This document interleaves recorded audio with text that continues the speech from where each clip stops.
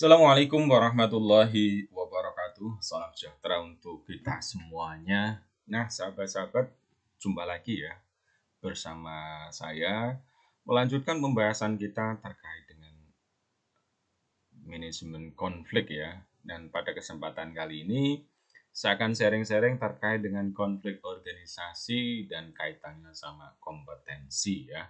Nah, untuk sahabat-sahabat yang selama ini sudah subscribe channel Psikologi Menjawab dan juga sudah setia ya mengikuti video-video dari channel Psikologi Menjawab, sudah like, comment, and share. Terima kasih sekali untuk supportnya. Dan untuk sahabat-sahabat yang barangkali baru menemukan channel ini, mohon supportnya dengan memberikan subscribe ya, like, comment, and share, dan jangan lupa untuk mengklik loncengnya sehingga ada pemberitahuan ya ketika ada update video-video dari channel Psikologi Menjawab. Dan juga tidak lupa saya sampaikan untuk sahabat-sahabat tetap untuk menjaga kesehatan ya dengan makanan yang bergizi tentunya ya.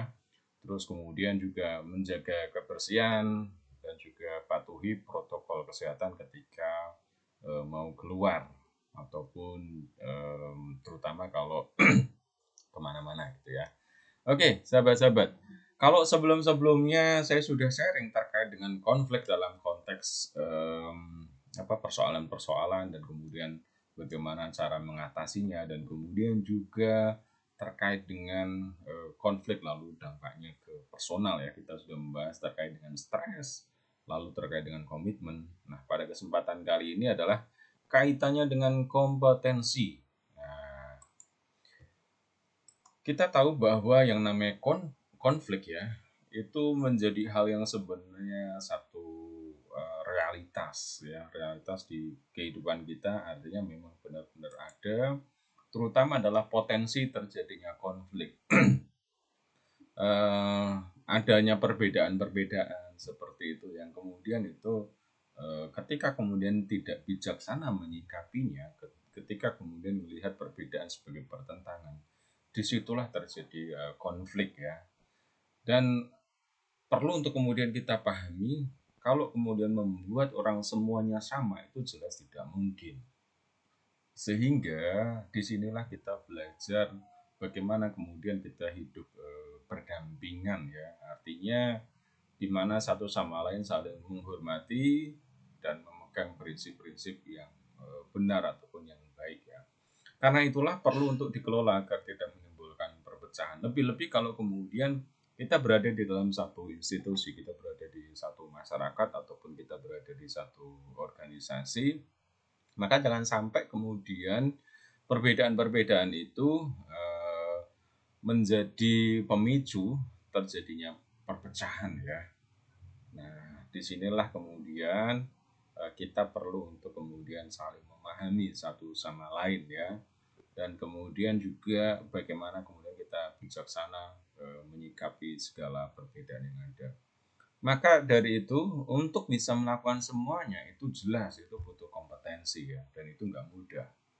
Dan di dalam kehidupan kita misalnya kompetensi-kompetensi itu menjadi bagian yang penting ya, terutama misalnya contohnya ketika mungkin ada teman-teman atau sahabat-sahabat yang daftar CPNS misalnya ya, ingin menjadi ASN seperti itu. Nah, salah satu hal yang kemudian dipertimbangkan itu adalah terkait dengan bagaimana kemudian bisa bergaul, bisa hidup berdampingan di lingkungan-lingkungan yang majemuk. Artinya apa? Di sini juga kita berbicara soal kompetensi ya. Nah, lebih-lebih lagi saya kira kalau kemudian di organisasi, maka satu hal yang kemudian menurut saya penting untuk kemudian kita bahas adalah bagaimana kemudian manajemen konflik kaitannya dengan kompetensi itu ya. Nah, kompetensi dalam mengelola konflik. Dalam proses seleksi kerja dipilih orang-orang yang memiliki toleransi terhadap perbedaan. Nah, tadi ya sebagaimana saya sampaikan, kalau rekan-rekan katakanlah membuka lah semacam aturan-aturan misalnya terkait penerimaan CPNS seperti itu ya, lalu kemudian apa yang diteskan, hal yang kemudian pernah ya didapatkan dan saya kira sekarang juga masih ada. Bagaimana kemudian bisa hidup kemampuan di dalam mengelola perbedaan ya. Hidup berdampingan di masyarakat yang majemuk, karena realitasnya itu Indonesia ya itu beragam sekali, dan kemudian bagaimana kemudian nanti bisa melayani dengan bijaksana, dengan adil, bisa bekerja sama dengan berbagai pihak yang pada dasarnya latar belakang budaya, terus kemudian semuanya itu bisa berbeda. Nah, disinilah ini satu kompetensi ya. Saya kira juga ketika kemudian perusahaan-perusahaan di mana berhubungan dengan pelayanan ya, maka dari itu penting juga untuk memahami yang namanya perbedaan-perbedaan, terutama nanti kepentingannya adalah untuk melakukan pendekatan-pendekatan. Misalnya contohnya ketika satu perusahaan bergerak di bidang pelayanan dan itu menyasar ke semua pihak, mau nggak mau misalnya untuk orang marketing ataupun yang bagian pelayanan ya berhubungan langsung sama customer, mau nggak mau harus tahu nih bagaimana kemudian orang yang dilayani, bagaimana kemudian masyarakat yang ada di situ, bagaimana melakukan pendekatan-pendekatan. Nah, di sini ini juga kemampuan di dalam mengelola konflik itu jadi hal yang penting. Ya, terutama banget adalah dasarnya sekali yaitu apa? Memahami perbedaan-perbedaan yang ada. Lalu kemudian bisa menyelaraskan diri dengan perbedaan-perbedaan, lalu kemudian juga bisa katakanlah bekerja sama ya untuk mensupport tujuan ataupun memang bisa mendukung kegiatan bersama yang dilakukan.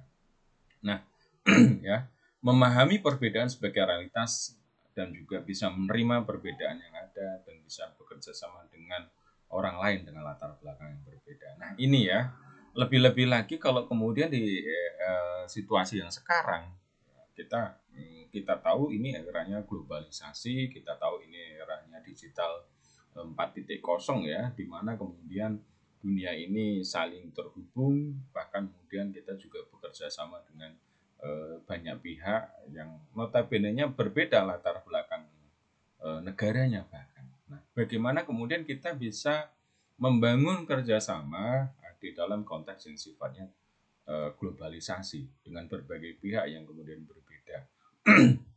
Nah, ini juga hal yang penting. Lebih-lebih lagi kalau ini terkait dengan kemudian ya sebagaimana kita cermati misalnya prinsip bangsa kita ya, kita aktif di dalam perdamaian dunia, jelas kita kemudian sangat meminimalisasi adanya konflik kan. Nah, berikutnya kompetensi dalam mengelola konflik, dalam promosi sebuah jabatan juga dalam asesmen. Nah, ini ya, kalau tadi sebelumnya adalah proses seleksi, nah berikutnya juga proses promosi orang mau naik jabatan seperti itu ya. Nah, di dalam proses naik jabatan itu juga dilakukan asesmen. Ya, salah satu kemudian kompetensi yang memang istilahnya apa ya, yang harus dikuasai adalah bagaimana mengelola konflik. Walaupun tentu mungkin dengan bahasa-bahasa yang beragam, misalnya adalah kemampuan relationship misalnya, yang di dalamnya adalah bagaimana kemudian dia bisa membangun hubungan, tidak kemudian memicu konflik, bisa menyelaraskan diri seperti itu. Yang pada prinsipnya sebenarnya adalah di dalamnya ini ada kemampuan di dalam mengelola konflik ya. Lebih-lebih lagi kalau kemudian dia memang posisinya adalah seorang leader. Ya, seorang leader dihadapkan dengan anggota tim yang di bawah itu beragam. Ya, mulai dari ya banyak ya beragam yang sifatnya katakanlah terkait dengan minatnya, terkait dengan kemampuannya seperti itu. Dan itu memang memiliki semacam resiko-resiko ya, potensi terjadi konflik. Nah, bagaimana kemudian seorang pemimpin dia ini mampu untuk mengelola, memanage konflik yang ada. Syukur-syukur kemudian dengan mengelola konflik itu mengubah konflik yang dari yang awalnya destruktif ya, kemudian jadi produktif.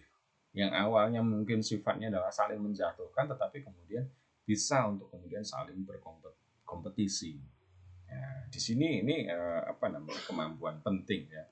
Kemampuan dalam mengelola perbedaan sebagai potensi untuk menunjang pencapaian organisasi dan tujuan bersama. Nah, terutama kalau tadi seorang leader Dia harus bisa melihat yang namanya perbedaan-perbedaan itu bukan satu kelemahan, tetapi perbedaan-perbedaan itu adalah satu kelebihan.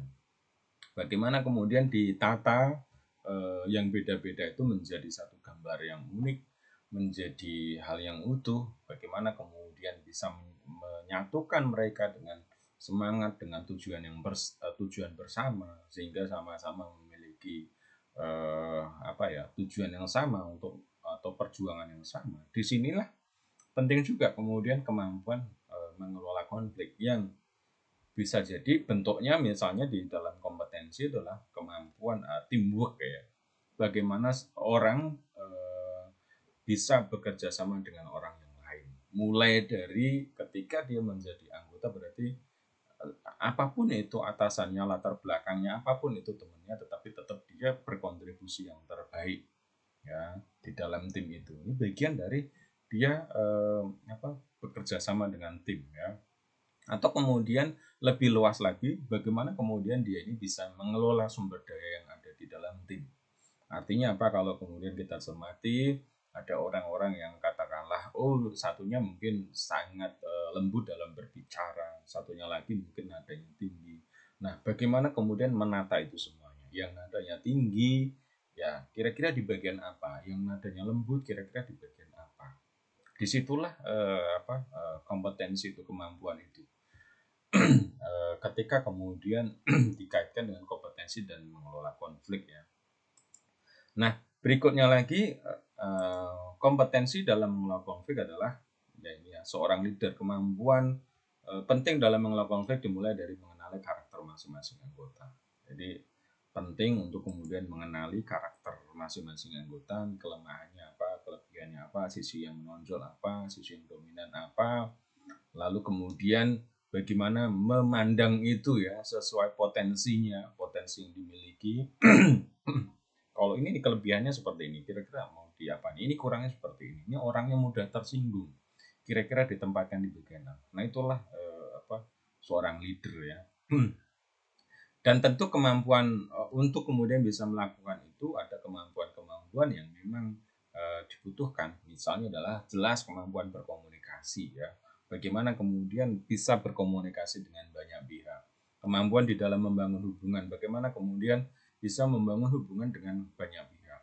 Meyakinkan banyak pihak. Artinya di situ juga kemampuan di dalam negosiasi ketika ada friksi-friksi, ketika ada perbedaan, bisa kemudian menengahinya ya, bisa kemudian mengembalikan ke prinsipnya, ke cita-citanya, ke visi bersamanya sehingga kemudian bersatu kembali.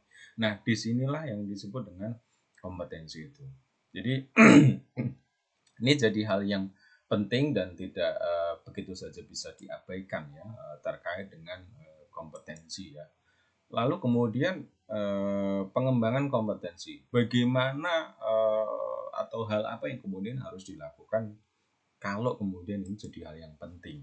Nah ini rekan-rekan semuanya bagian dari katakanlah kalau di organisasi ya kemampuan memanajemen konflik atau kemudian ketika di masyarakat bagaimana mengelola konflik yang kemudian ternyata itu ada kompetensi-kompetensi yang harus dimiliki.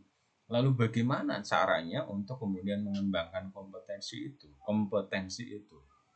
Nah, pengembangan kompetensi menjadi hal penting sebagai upaya preventif. Ya, sebenarnya memang ini kita berharapnya kalau kita berbicara manajemen konflik itu kan kita berharapnya itu hal yang sifatnya antisipatif, ya. Jangan sampai kemudian terjadi konflik karena kita udah identifikasi terlebih dahulu ya hal-hal yang kemudian berpotensi melakukan terjadi konflik, terjadi pertentangan soal pendapat itu hal yang wajar ya, tetapi bagaimana kemudian mengelola itu semuanya menjadi hal-hal yang sifatnya lebih produktif ya. Kalau kemudian terjadi perbedaan pendapat, bagaimana kemudian mengelola itu menjadi solusi alternatif, solusi satu, solusi dua dan seterusnya. Tidak harus kemudian soalnya ini salah dan benar. Sehingga di sini sarana yang bisa digunakan misalnya berupa pelatihan ya, bagaimana membekali anggota tim kita atau diri kita kemampuan dalam membangun hubungan dengan banyak pihak, kemampuan berkomunikasi dengan banyak pihak dengan latar belakang yang beragam, yang berbeda, kemampuan di dalam memahami tim, bagaimana sini anggota tim saya, lingkungan saya seperti apa, bagaimana kemampuan di dalam negosiasi, ya. Kalau kemudian terjadi konflik, ini kan butuh yang namanya kemampuan negosiasi, ya. Bagaimana kemudian bisa mempertemukan, memediasi satu sama lain. Terus kemudian juga katakanlah kalau dia mewakili perusahaan, bagaimana kemudian bernegosiasi.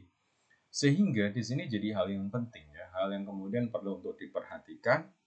Yang bisa dilakukan misalnya adalah dengan memberikan training, ya, atau secara mandiri sebenarnya kalau itu sifatnya individual, saya kira bisa dengan kita mengembangkan katakanlah pengetahuan ya, dengan membaca seperti itu, atau kemudian memang kita luaskan pergaulan.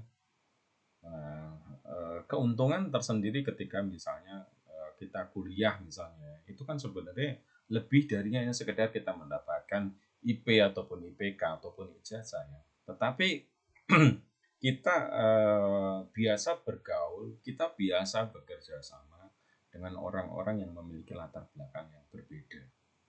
Ya, kalau kita kuliah kan di kampus kan kemudian ada banyak orang dari asal daerah yang berbeda, pulaunya berbeda, bahasanya berbeda, terkait dengan mungkin sopan santunnya berbeda. Di saat itu kita belajar kelompok, di saat itu ngerjain project bareng. Disitulah sebenarnya mekanisme ataupun sarana buat latihan. Nah, atau kemudian kita ikut komunitas-komunitas yang memang di dalamnya itu beragam, ya, mungkin beragam minatnya, ya, atau kemudian katakanlah memang misalnya contohnya ya, kayak relawan-relawan itu, ya, sekalipun minatnya itu memang relawan membantu seperti itu, tapi kalau dicermati latar belakangnya beragam, tapi semangatnya sama untuk kemudian membantu, sehingga itu akan memperkaya sebenarnya latihan bagaimana kemudian meningkatkan kompetensi kita di dalam mengelola konflik, ya, yaitu tentu tidak langsung, artinya tidak harus kemudian kita menangani konflik-konflik, kan tidak seperti itu, tapi yang kemampuan-kemampuan yang sifatnya ini akan sangat bagus di dalam upaya preventif terhadap konflik, mencegah jangan sampai terjadi konflik. Itu tadi misalnya membangun hubungan yang baik, komunikasi yang bagus, terus kemudian negosiasi, ya. Nah, lalu hal lain yang kemudian kita bisa lakukan misalnya adalah coaching, ya, untuk membantu menangani persoalan. Ketika misalnya ada dari anggota tim kita, misalnya supervisor di bawah kita misalnya, ya, dia punya konflik atau berkonflik dengan anak buahnya seperti itu, ya. Ya karena mungkin dianggap ketika kita tanya, kita telusuri, mungkin anak buahnya bilang, ya dia itu nyuruh-nyuruh misalnya, ya. Ada yang seperti nyuruh-nyuruh, tetapi ngerasa bahwa ya kan saya nggak nyaman, ya, walaupun sebenarnya memang wewenang dia untuk nyuruh, tapi mungkin di sini persoalannya adalah lebih ke bagaimana menyampaikan informasi, bagaimana kemudian meminta orang, kan. Nah, orang kan memang pada prinsipnya itu nggak mau disuruh, ya, tetapi kalau dimintain tolong, minta tolong dan dia membantu, itu hal yang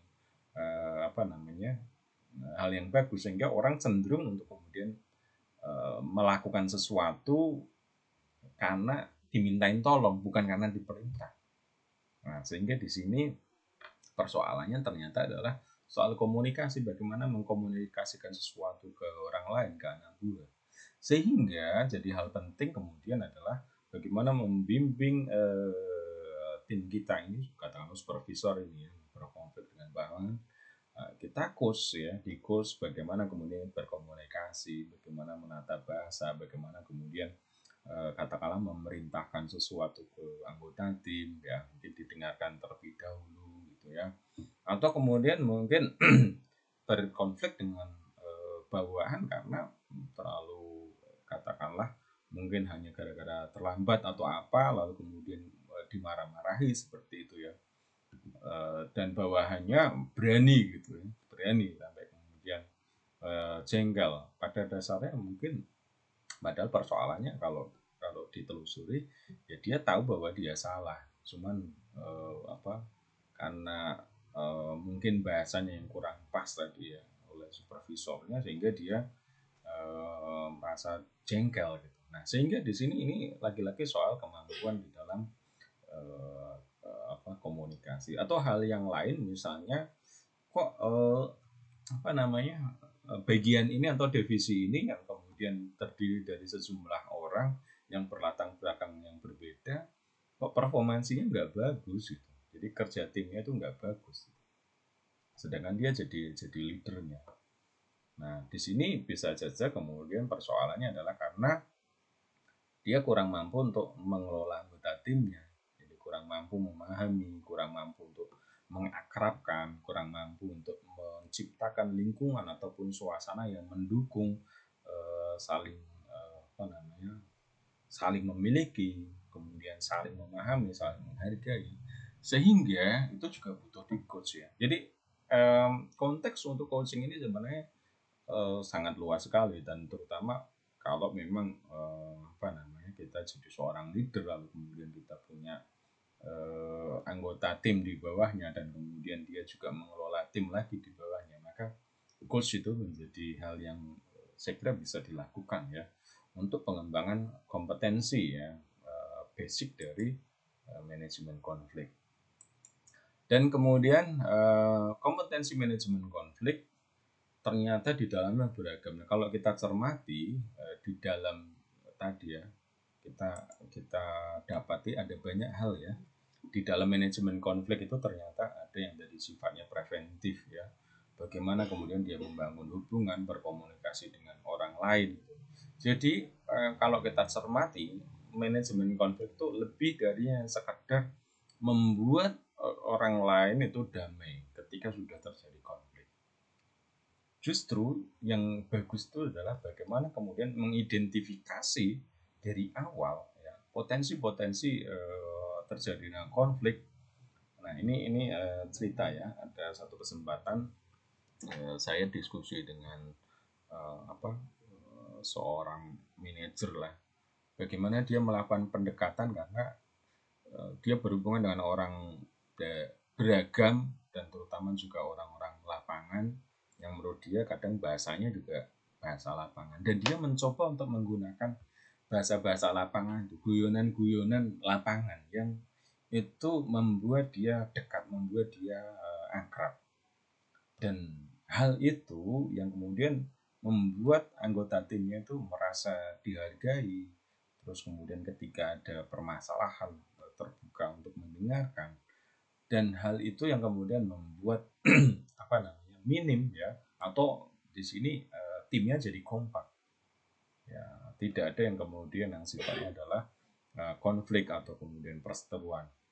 Ketika kemudian ada perbedaan pendapat, ya coba untuk kemudian dia panggil, dia terangkan, dia cari tahu ada persoalan seperti apa, dan dia juga tegas ketika kemudian ada anggota tim yang sudah coba untuk dibimbing tapi kemudian dia tidak bisa dan justru melawan. Nah, ini sampai kemudian tegas juga, artinya dia mencoba untuk memperingatkan ya, karena akhirnya timnya itu tidak bekerja optimal hanya gara-gara satu orang gitu.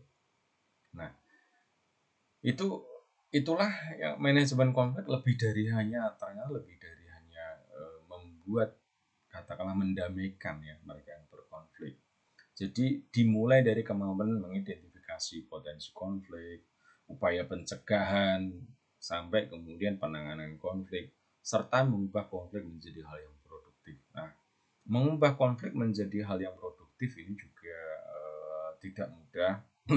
Bagaimana kemudian mengubah konflik itu menjadi kompetisi ya. Misalnya contohnya ketika memang satu sama lain itu menonjolkan dirinya, merasa bahwa mereka paling hebat. Nah, bagaimana kemudian mengelola ini ya?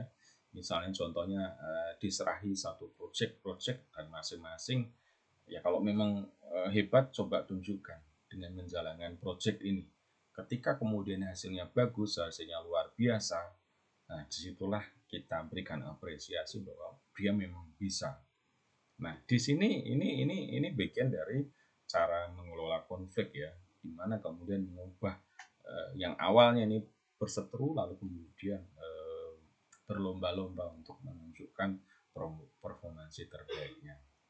Nah, itu sahabat-sahabat bagian dari konflik organisasi dan kompetensinya, kompetensi ya, sehingga di sini kita bisa dapati kalau saya garis bawahi bahwa manajemen konflik itu perlu untuk kemudian dipelajari dan perlu diintegrasikan sebagai kompetensi ya, baik itu kompetensi kita personal atau kemudian lebih-lebih kalau memang di organisasi mulai dari proses awal ketika melakukan seleksi sampai kemudian juga ketika promosi ya, mulai dari yang kemudian sifatnya dia staff sampai kemudian dia kedudukannya adalah seorang leader. Bagaimana kemudian kompetensi manajemen konflik mulai dari mengidentifikasi persoalan, membangun hubungan, sampai kemudian menangani konflik ataupun pertentangan-pertentangan yang ada. Nah, demikian sharing saya pada kesempatan kali ini. Mudah-mudahan bermanfaat. Saya ingatkan lagi untuk subscribe channel Psikologi Menjawab, like, comment, and share. Mudah-mudahan bermanfaat. Assalamualaikum warahmatullahi wabarakatuh.